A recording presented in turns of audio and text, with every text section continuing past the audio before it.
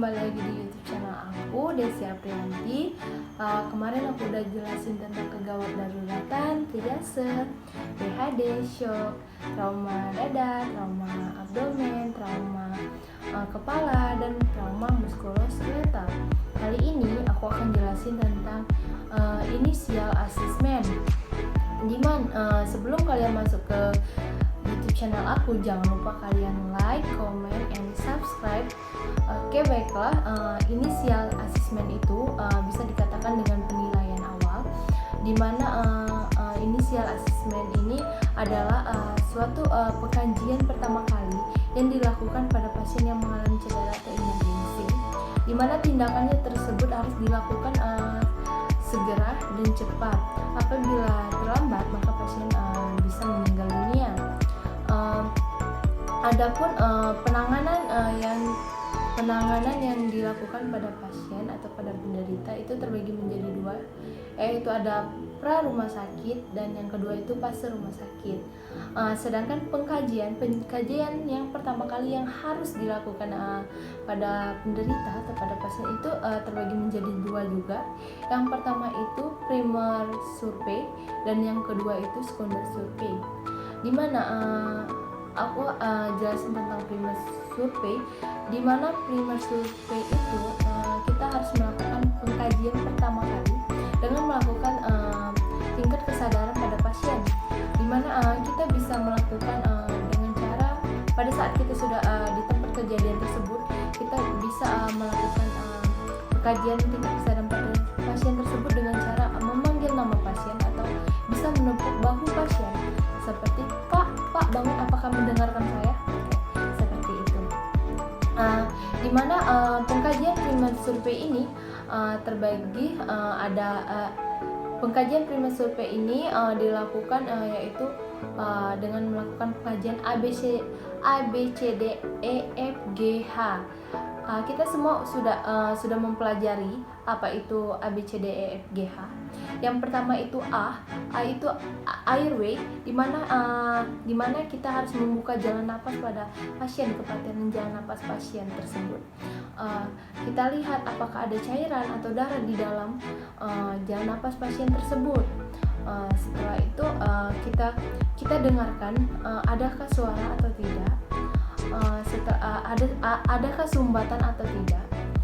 Setelah itu kita biasanya pada airway ini terdapat dua, itu sumbatan. Yang pertama total dan obstruksi, di mana obstruksi tersebut itu terbagi lagi, yaitu ada sumbatan grumbling, sumbatan snoring, sama stridor.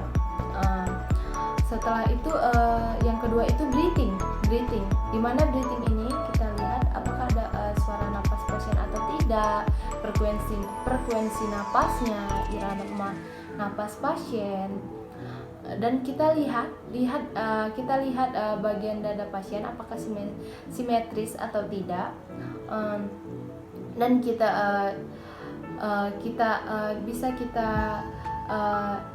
kita bisa melakukan dengan inspeksi perkusi, palpasi, dan auskultasi, di mana kita lihat kesimetrisan dada pasien, terus frekuensi napas pasien itu seperti apa. Setelah itu lakukan auskultasi, dengarkan menggunakan stetoskop apakah adakah suara lain di bagian paru-paru pasien tersebut. Setelah itu lakukan perkusi, apakah ada udara atau cairan di dalam rongga pleura. Setelah itu lakukan palpasi pada pasien, dada pasien. Setelah itu circulation, di mana sirkulasi tersebut itu kita melakukan pengkajian nadi pada pasien, apakah ada nadinya atau tidak, kekuatan nadi pasien, frekuensi nadi pasien. Setelah itu kita bisa lihat apakah nadinya ada atau tidak. Nah, jika terjadinya perdarahan, maka kita harus kontrol perdarahan pada pasien tersebut. Dimana jika dalam pasca operasi atau pasca bedah, jika pasien mengalami perdarahan, maka kita harus cepat-cepat melakukan balut tekan, dimana kita lakukan tersebut di arteri besar pasien agar perdarahannya tidak keluar terus-menerus. Setelah itu disability, di mana disability ini pemeriksaan neurologis pada pasien. Kita lakukan tingkat kesadaran pasien itu terbagi menjadi dua, verbal dan nyeri. Lakukan panggil pasien, tepuk seperti tadi, apakah pasien merespon atau tidak. Terus berikan rangsangan nyeri pada pasien tersebut. Terus lakukan pengkajian GCS pada pasien. Setelah itu kita kaji pupil pasien, apakah pupil pasiennya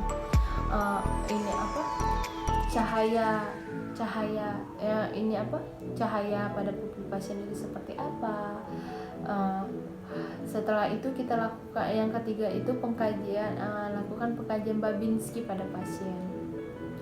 Setelah disability yaitu exposure, di mana exposure ini terbagi menjadi dua prinsipnya, menggunakan BTLS sama PIO, di mana BTLS itu kita lihat apakah ada tumor, apakah ada luka sayat, atau apakah ada memar, atau apakah ada jejas.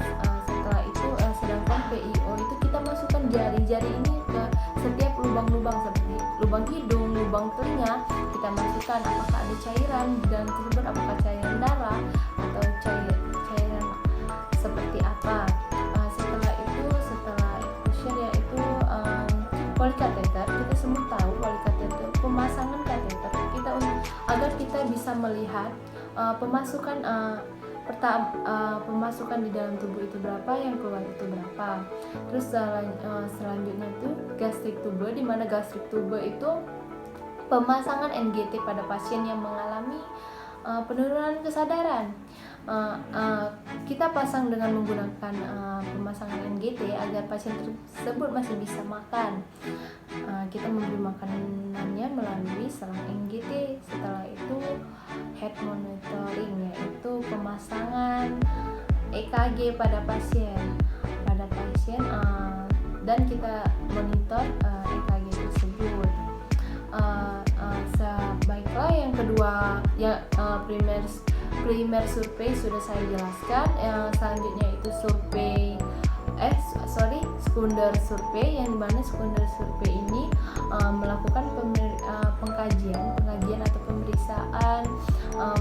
pemeriksaan head to toe pada pasien, atau bisa disebut dengan pemeriksaan dari ujung kepala sampai ke ujung kaki, dimana itu terbagi menjadi dua, yaitu kita bisa melakukan anamnesis pasien yaitu dengan menggunakan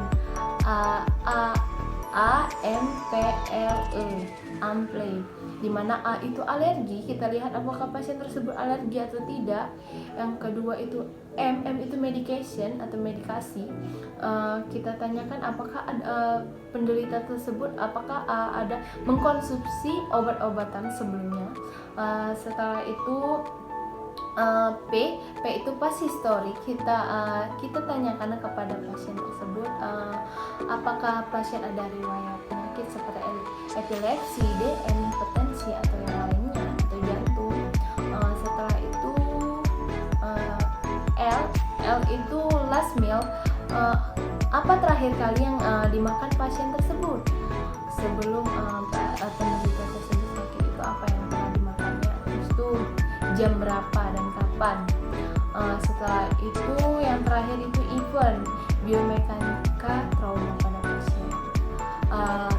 Setelah itu yang kedua itu kita melakukan pemeriksaan head to toe pada pasien dari ujung kepala sampai ke ujung kaki dengan menggunakan inspeksi, auskultasi, palpasi, dan perkusi.